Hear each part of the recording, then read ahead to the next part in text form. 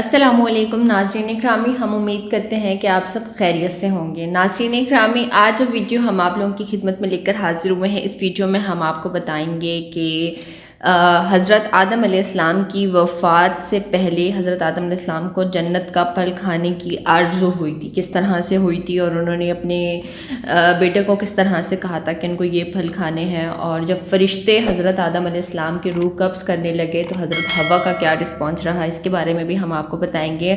اس video میں ہم آپ کو یہ بھی بتائیں گے کہ نماز جنازہ میں فرشتوں نے 4 تکبیریں کہی تھیں تو کس طرح سے کہی تھیں، اور اس کے ساتھ ہم آپ لوگوں کو یہ بھی بتائیں گے اس ویڈیو میں کہ حضرت آدم علیہ السلام کہاں دفن ہوئے تھے۔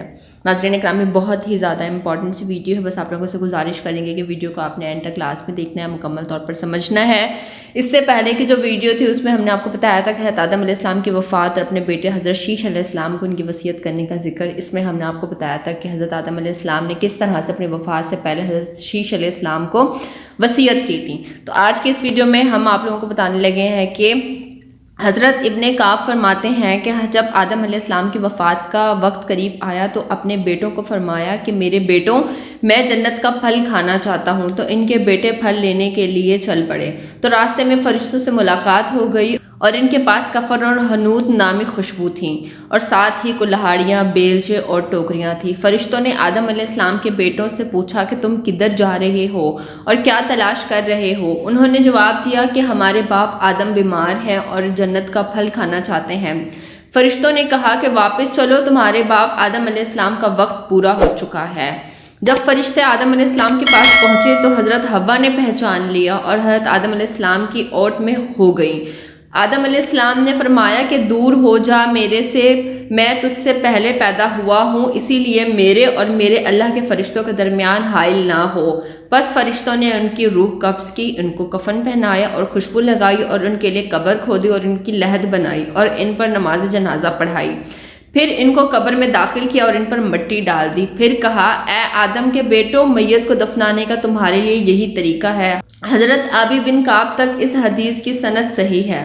ناظرین، اب ہم آپ لوگوں کو بتانے لگے ہیں کہ نماز جنازہ میں فرشتوں نے 4 تکبیریں کس طرح سے کہی تھی۔ حضرت ابن عباس رضی اللہ تعالی عنہ رسول اکرم صلی اللہ علیہ وآلہ وسلم سے نقل فرماتے ہیں کہ فرشتوں نے آدم علیہ السلام کے جنازہ میں 4 تکبیریں پڑھیں۔ اس کے بعد حضرت ابو بکر صدیق رضی اللہ تعالی عنہ نے حضرت فاطمہ رضی اللہ تعالی عنہ پر 4 تکبیریں پڑھیں۔ پھر حضرت عمر رضی اللہ تعالی عنہ نے حضرت ابو بکر صدیق رضی اللہ تعالی عنہ پر 4 تکبیریں پڑھیں۔ پھر حضرت صہیب رضی اللہ تعالی عنہ نے حضرت عمر رضی اللہ تعالی عنہ پر 4 تکبیریں پڑھیں، اور یہ ابن عساکر فرماتے ہیں، اور یہی روایت حضرت ابن عمر رضی اللہ تعالی عنہ سے بھی ایک اور سند کے ساتھ منقول ہے۔ ناظرین، اب ہم آپ لوگوں کو بتانے لگے ہیں کہ حضرت آدم علیہ السلام کہاں دفن ہوئے۔ حضرت آدم علیہ السلام کے دفن کے بارے میں بھی اختلاف ہے، اور مشہور بات یہ ہے کہ ہند میں جس پہاڑ پر اتارے گئے تھے وہاں ہی مدفون ہے۔ بعض کے نزدیک مکہ میں جبل ابی قیس کے پاس دفن ہے، اور یہ بھی کہا گیا ہے کہ طوفان کے زمانے میں حضرت نوح علیہ السلام کے حضرت آدم اور حضرت حوا علیہ السلام کو ایک تابوت میں اٹھا لائے اور بیت المقدس میں دفن کیا گیا، اور یہ بات ابن جریر نے نقل کی ہے، اور ابن عساکر نے بعض لوگوں سے نقل کیا ہے کہ ان کا سر مسجد ابراہیم کے پاس اور ان کے پاؤں بیت المقدس کی چٹان کے پاس ہیں، اور حضرت آدم علیہ السلام کی وفات کے 1 سال بعد حضرت حوا علیہ السلام بھی وفات پا گئیں۔ ناظرین، یہ تھی ہماری آج کی ویڈیو، جس میں ہم نے آپ کو بہت ہی خوبصورت انداز میں بہت ہی زیادہ انفارمیشن شیئر کی ہے۔ ہمیں امید ہے کہ آپ کو ہماری یہ ویڈیو بے حد پسند آئی ہوگی۔ کوئی بات جو پوچھنا چاہتے ہیں آپ پوچھ سکتے ہیں۔